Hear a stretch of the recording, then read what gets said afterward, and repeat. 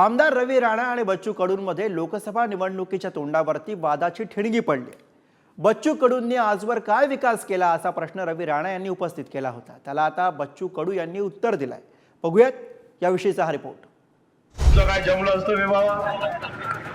आमच्यामुळे तुम्ही सत्तेत आले, आमच्यामुळे आले।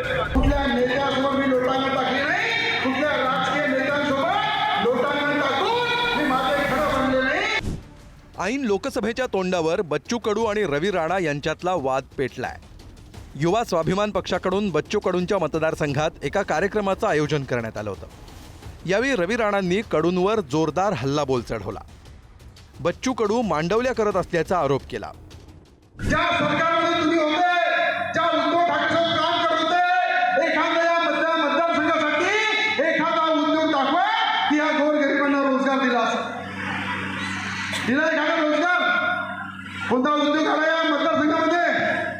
पण ते काम नाही पाहिजे, पण नौटंकी कशी करायची, कशा प्रकारे सरकारसोबत भांडून मंत्रिपद कसं भेटलं पाहिजे। कुठल्या नेत्यासमोर मी लोटांगण टाकली नाही, कुठल्या राजकीय नेत्यांसोबत लोटांगण टाकून मी माझे खरं बनले नाही।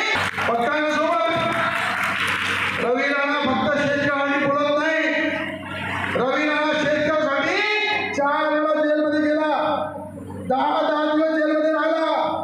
अरे तुम्ही आंदोलन करता, त्या आंदोलनामध्ये सापा घेता, गळ्यामध्ये कुठल्या पाण्यामध्ये डुबून राहता, पण जेव्हा पोलिसांच्या लाठा चालते तेव्हा फाडोफाड होऊन जाता। अरे एक रवी राणा असा आहे की कुठल्याही प्रकारे गोरगरिबांशी लढताना जेलमध्ये जाण्याची पर्वा करत नाही, जेलमध्ये राहायची तयारी राहते। अरे रवी राणा 10 दिवस राहून जर या गोरगरिबांचं भलं होत असेल तर रवी राणा 10 दिवस नाही 10 महिने जेलमध्ये राहत आहे। आता राणांनी आरोप केला म्हटल्यावर बच्चू कडू शांत बसणं शक्यच नाही। जशास तसं उत्तर देत कडूंनी राणांवर प्रहार केला। आम्ही गुवाहाटीला गेलो नसतो तर तुमचं काय झालं असतं असा रोकडा सवाल केला। पण काही लोक म्हणे आम्ही जाणलं आमची सरकार आहे।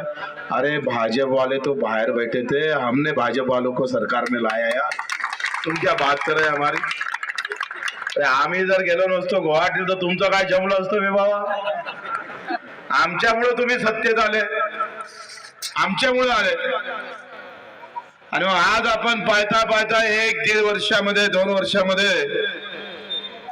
तुमच्या सगळ्याच्या सहकार्यानं हा निधीचा मतदारसंघामध्ये कायापालट आपण करून टाकलेला आहे। राणा आणि कडू यांच्यातला वाद नवा नाही, मात्र शिवसेनेच्या बंडात कडूंनी शिंदेंना साथ देत भाजपसोबत सत्तेत आले।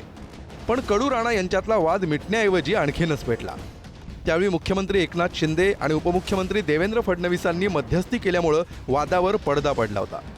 मात्र आगामी लोकसभेसह विधानसभा निवडणुकांच्या निमित्तानं कडू राणा यांच्यातील वादाला नव्यानं फोडणी मिळाली आहे।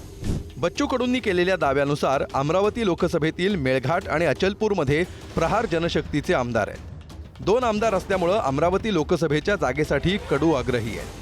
अमरावती लोकसभेची जागा मिळाली नाही तर विधानसभेला अधिक जागा द्याव्यात अशी कडूंची मागणी आहे। नवनीत राणांनी प्रहारच्या चिन्हावर निवडणूक लढवावी असं कडूंनी आवाहन केलंय। 2 आमदार आहे आणि एकंदरीत लोकसभा आणि विधानसभा याचा ताळमेळ करण्याचा प्रयत्न आम्ही पाहू।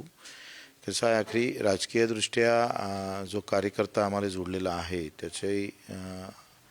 त्याच्याही सफलता त्याच्यात भेटली पाहिजे आणि आमचा राजकीय पक्ष मजबूत झाला पाहिजे, या भावनेतून आम्ही समोर जाऊ।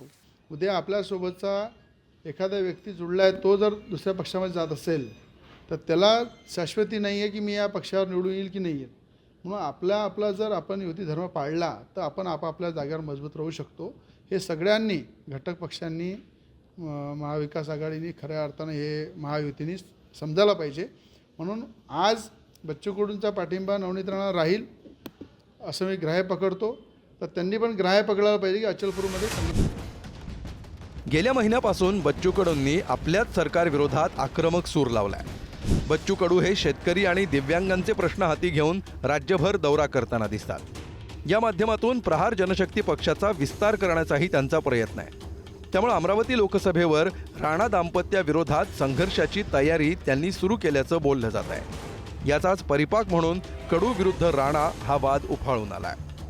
छगन जाधव, पुढारी न्यूज।